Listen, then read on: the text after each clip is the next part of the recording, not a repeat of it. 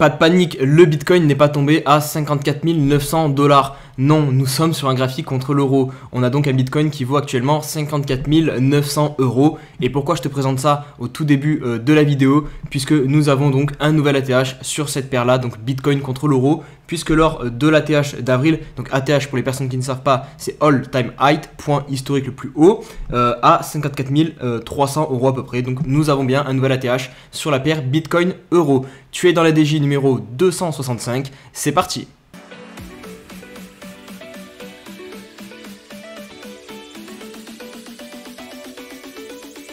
Et salut à tous les amis, c'est CryptoPartage, c'est un plaisir de vous retrouver pour cette vidéo d'analyse du 20 octobre 2021.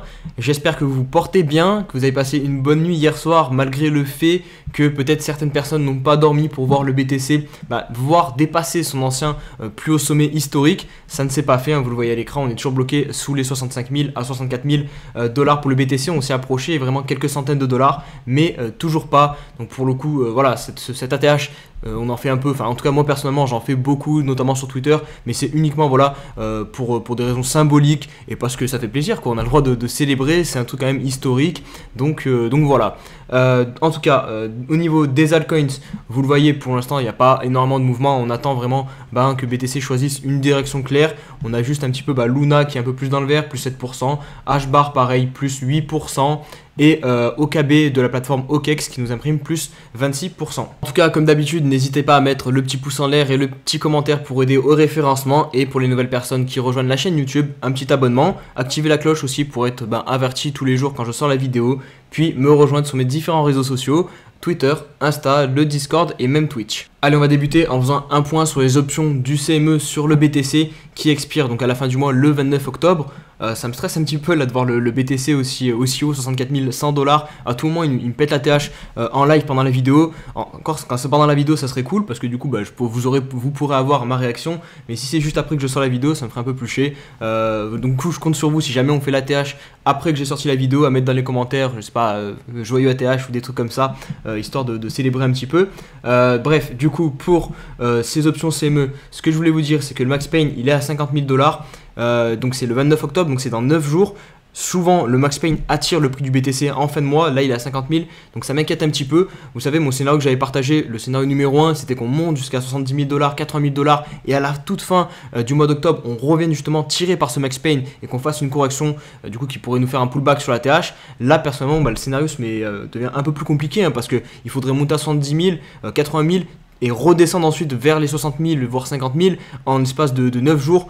Je trouve ça un petit peu serré. C'est encore possible, hein, vraiment avec beaucoup de volatilité c'est possible, mais le scénario devient de plus en plus compliqué. Donc peut-être qu'on ne va pas tout de suite partir à 80 000, qu'on va temporiser jusqu'à la fin du mois d'octobre, retenu justement par ce Max Pain, et qu'on aura ensuite l'envolée du BTC en novembre. Le célèbre analyste Plan B et créateur du modèle Stock to Flow sur le BTC qui a une boule de cristal, hein, littéralement, puisque regardez ce tweet qui date du 20 juin 2021, donc on était à l'époque à 34 000 $ environ, et il avait donc tweeté ça, qu'en octobre nous serions aux alentours des 47 000 $, septembre 43 000 $, octobre 63 000 $, et pour l'instant pour les 3 mois, il a totalement juste. Donc c'est plutôt fou, hein. Et du coup vous voyez, pour la suite il prévoit en novembre un Bitcoin à 98 000 $ et en décembre 135 000 $. Donc je vais pas vous mentir qu'on va croiser les doigts pour que son scénario se valide, hein, parce que clairement je signe direct pour avoir ces prix là dans les 2 prochains mois. On en a beaucoup parlé, donc l'ETF Bitcoin lancé hier sur le marché US, l'ETF de ProShare qui a été un franc succès en termes d'entrée d'argent, puisque plus de 1 milliard de dollars sont rentrés sur la première journée donc d'introduction de cet ETF. C'est officiellement le deuxième plus gros lancement d'ETF sur le sol américain, donc c'est vraiment énorme, et rien que pour la première heure de trading, le volume y atteint plus de 500 millions de dollars, donc vraiment un grand succès pour ce premier ETF sur le Bitcoin. Énorme partenariat du côté de chez Coinbase, puisqu'ils deviennent un sponsor de la NBA, et ça pour plusieurs années, donc c'est vraiment énorme, hein, la NBA, c'est un des sports, je pense que même que c'est le sport le plus regardé aux États-Unis, donc en termes d'exposition, ça va être énorme.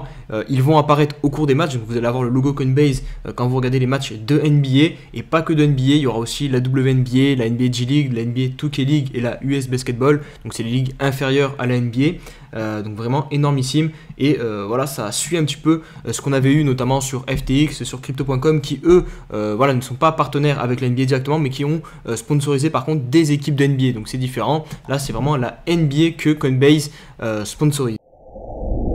Allez, on se retrouve pour l'analyse du BTC. On débute par le 4 heures et vous le voyez, on est tout proche de l'ATH 64 300 $. Enfin, on verra mieux sur le daily tout à l'heure. Mais là, pour l'instant, on a trouvé une résistance ici. Elle est très propre, très nette. Vous voyez, toutes les bougies pour l'instant clôturent juste en dessous. Donc, on attend de voir si la résistance va sauter ou non. En tout cas, au niveau du RSI, on est venu casser la divergence, annuler la divergence. Puisque maintenant, on a bien un point haut. Ce point, vous voyez, il est plus haut que celui-ci. Et sur le cours, c'est pareil. Donc, on a plus de divergence sur le RSI. C'est cool. Sur le daily, on est toujours compris dans le BISO, ça n'a pas changé. Je vous ai mis ici ce petit trait pour vous montrer que théoriquement on a la place, hein. Si on continue dans ce BISO, on peut venir chercher un nouvel ATH puisque l'ATH est à 64 800, 900 $ à peu près. Donc vraiment, quand je vous dis qu'on est à des centaines de dollars de faire un nouveau sommet historique, c'est vraiment vrai, on est vraiment tout proche. Il suffit d'une petite pichenette pour partir. Je pense que si on vient à casser l'ATH, en théorie on devrait prendre quelques milliers de dollars assez rapidement sur le BTC, puisqu'il doit y avoir énormément d'ordres de stop placés au-dessus, donc ça va liquider, et plus tous ceux qui vont FOMO. Donc en théorie, c'est pour ça que je vous dis que le scénario de monter assez rapidement dans la zone des 70 000, 80 000 $, ça peut se faire vraiment rapidement. Donc en l'espace de quelques jours, on peut se retrouver dans cette box bleue. Maintenant, il faut pas trop tarder, puisque comme je vous ai dit en intro de vidéo avec le Max Pain, peut-être que voilà, ça va venir annuler tout ce scénario et qu'on va devoir corriger plus tôt avant de venir faire un nouvel ATH. Du côté de l'Ether, on est aussi en train de mijoter tout proche du sommet historique qui est ici à 4300 $ et de ce sommet ici qui pourrait déclencher du coup le retour à ce sommet historique. Donc 3900, 4000 $, c'est vraiment la zone à venir abattre sur Ethereum. Et je pense qu'elle s'effectuera quand le Bitcoin aussi viendra casser son sommet historique, parce que je vois pas Ethereum partir tout seul sans le BTC, et même peut-être pire, peut-être que le Bitcoin va partir et que que Ethereum au début va quand même rester un petit peu sur place. Mais en tout cas, vous le voyez vraiment, voilà, je vous rappelle vite fait la petite tas séance ici, hop, enfin l'énorme tas séance. Si on vient la valider ici, ça serait extrêmement bull. On est sous la résistance, donc pareil, attention, c'est pas le moment de rentrer ici, ça serait assez risqué parce que vous êtes sous résistance.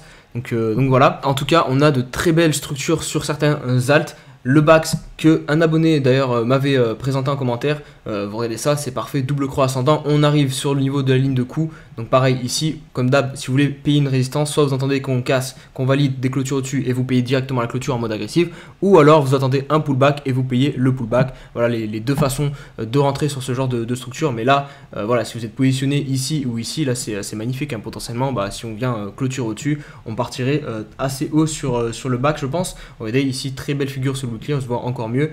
Je vais supprimer ça parce que ça paraît un peu bizarre vu comme ça. Hop. Hop. On va passer au FTT.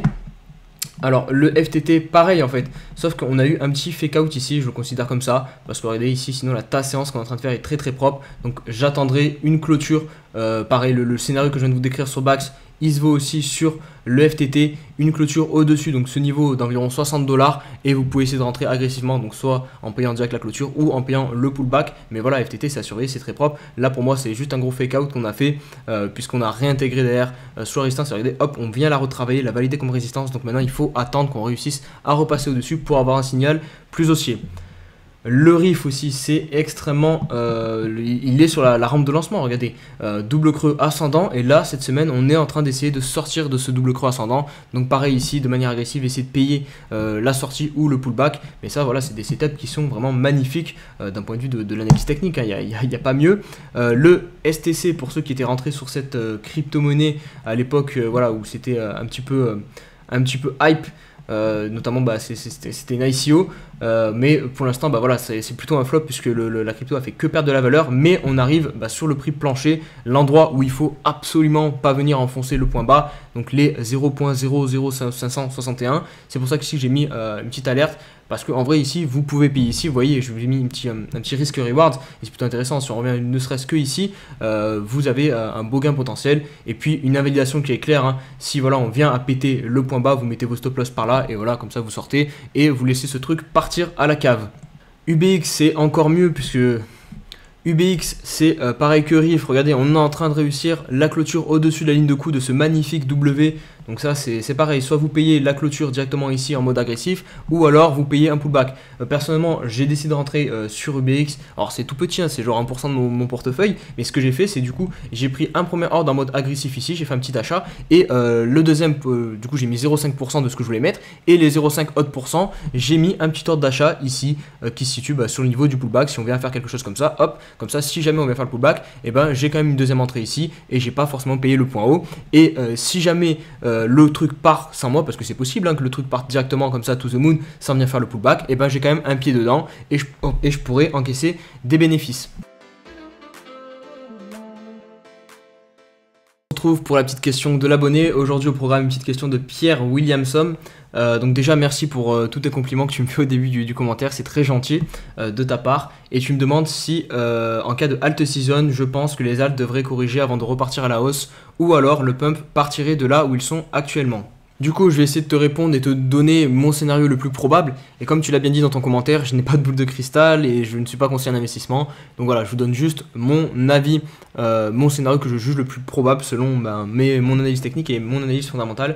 Donc en gros, ça va dépendre du BTC comme d'hab sur ce marché. Si le BTC vient casser son ATH, je pense qu'il va quand même partir un bon moment tout seul, et les alts en fait vont rester dans cette config. Tu vois, il y a beaucoup d'alts qui sont dans cette config où on a un double croix ascendant ou une tas séance, ou par exemple tu as des alts qui sont peut-être un peu plus bas que l'Ethereum, parce que l'Ethereum vraiment lui il est sur la ligne de coup, il est prêt à partir, il est sur la rampe de lancement. Alors peut-être que l'Ether voilà va suivre le Bitcoin, fera partie des alts qui vont quand même suivre un petit peu le BTC, mais globalement ce que je pense c'est qu'on va avoir un run du BTC un peu tout seul, et dès que le BTC va stagner ou va corriger un petit peu, on va avoir des liquidités qui vont se reverser sur les alts, et toutes les config comme ça que je vous montre là très souvent maintenant en vidéo, je vous montre très souvent des tas séances comme ça ou des doubles creux, et ben toutes ces configs très boules elles vont se mettre en place, elles vont se valider, et là on aura une très belle alt season. C'est le scénario que je privilégie. Maintenant il peut aussi avoir un scénario un peu moins optimiste où le BTC ne réussit pas à franchir la TH, vient à corriger, et là du coup forcément les alts vont prendre cher aussi, mais je pense que ça va pas détruire toutes ces structures qu'elles ont construites et qui sont extrêmement bullish. Par exemple pour Ethereum, voilà, ça m'étonnerait qu'on vienne à enfoncer ce point bas, en tout cas il ne faut pas, parce que sinon ça changerait quand même pas mal de choses au niveau même du moyen terme. Donc voilà, tant qu'on ne perd pas ce niveau par exemple sur l'Ether à 3000 $, ça peut être intéressant de repayer si jamais Bitcoin venait à corriger avant de péter son ATH, donc se repositionner ici, ça serait un nouveau point bas je pense intéressant à payer. Donc voilà les deux petits scénarios. Moi je privilégie le scénario numéro 1, mais voilà, à chaque fois il y a plusieurs hypothèses, hein, c'est pas du 100%, je mets pas 100% de probabilité dans le scénario numéro 1, donc voilà, il faut penser un petit peu aux deux hypothèses, et voilà, je te laisse construire ton plan du coup en fonction de toi, ce que tu penses réellement. Les amis, pour la vidéo c'est tout pour aujourd'hui, j'espère qu'elle vous a plu. Si c'est le cas, comme d'hab, pensez au petit like, et on se dit à demain pour une nouvelle vidéo. Allez, ciao ciao.